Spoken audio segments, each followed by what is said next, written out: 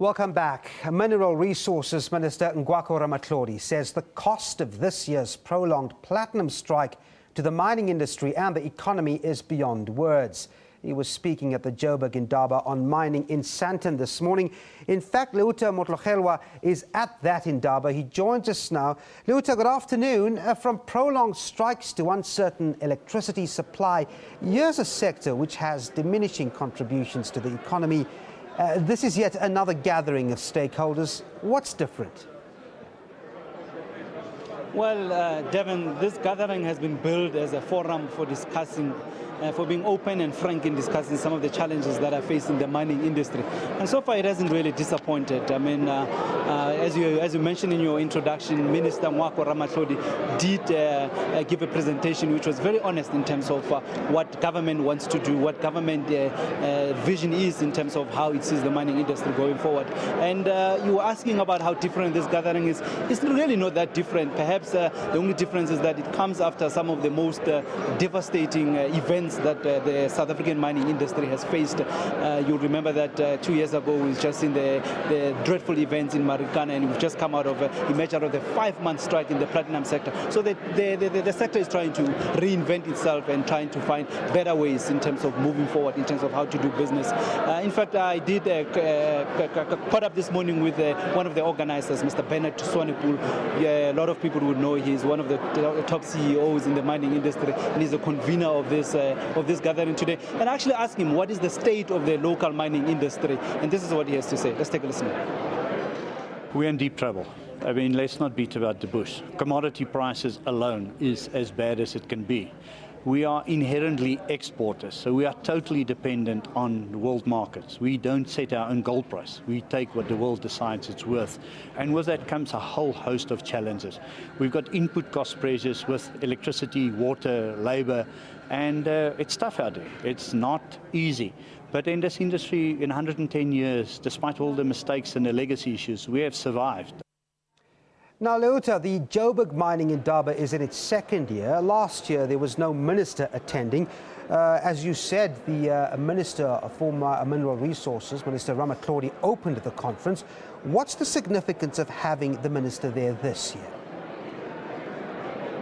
Well, Devin, you get a sense of excitement and a sense of appreciation from many industry players here. You remember that last year, actually, the call that the industry made to government was that it's looking for political leadership in terms of where the mining industry should go and what shape it should take.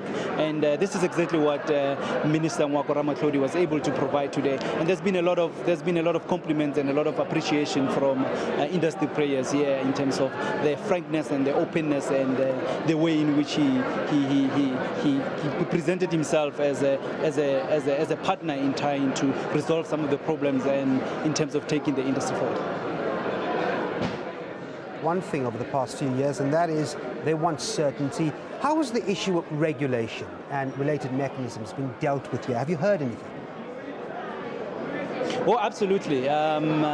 During his presentation, he did take some questions from the industry players, and the issue of regulatory certainty was one of the key issues that the minister was quizzed on. You remember that there is a raft of legislation that is currently sitting on the table in terms of how South Africa wants to regulate the mining industry. One of that is the Minerals Resources Bill, which is actually currently sitting before the President, President Jacob Zuma, for signing.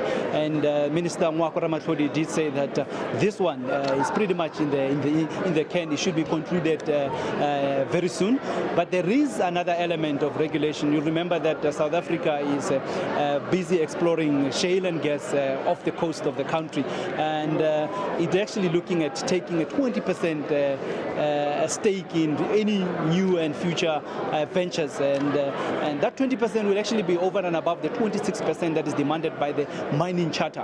So these are the few, just some of the few issues that are actually bothering some of the investors and the mining bosses here. But the minister did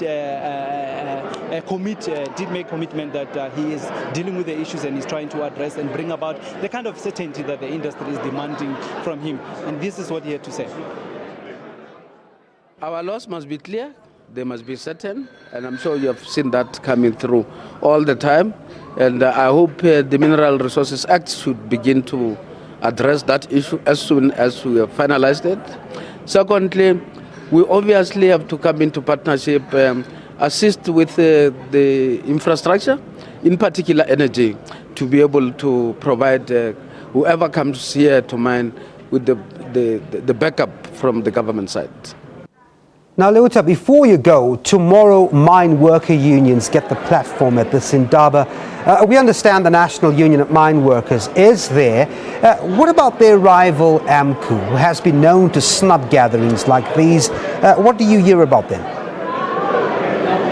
Yes, Devin, actually the National Union, NUM, the National Union of Mine Workers, is addressing the gathering tomorrow. Their General Secretary, Franz Baleni, is going to give a keynote address in the morning. And I did put that question to the convener, Mr. Benosonapul, in terms of, I do see that NUM is on the agenda, but I do not see AMCU as one of the key players that can clearly not be ignored in the mining industry. And what he said to me is that, well, I should actually put that question to AMCU. But he did say that to their defense, when they put the request, when they put the invitation for them to come and address this gathering, it was at the time they were actually dealing and grappling with a whole lot of issues in the platinum sector. So he was very sympathetic to the fact that AMCU is pretty much an emerging union that is trying to find itself and is still grappling with how it organizes itself in terms of the capacity. And he says he has no doubt that in the future they probably will be part of this conversation. But as things stand, they won't be part of the conversations and the attempts to find a common future in terms of how to drive and position the South African mining industry going forward. All right, we're going to have to leave it there. Leuta Motlogelwa at the Joburg Mining Indaba. That's currently underway in Sandton. Thanks very much.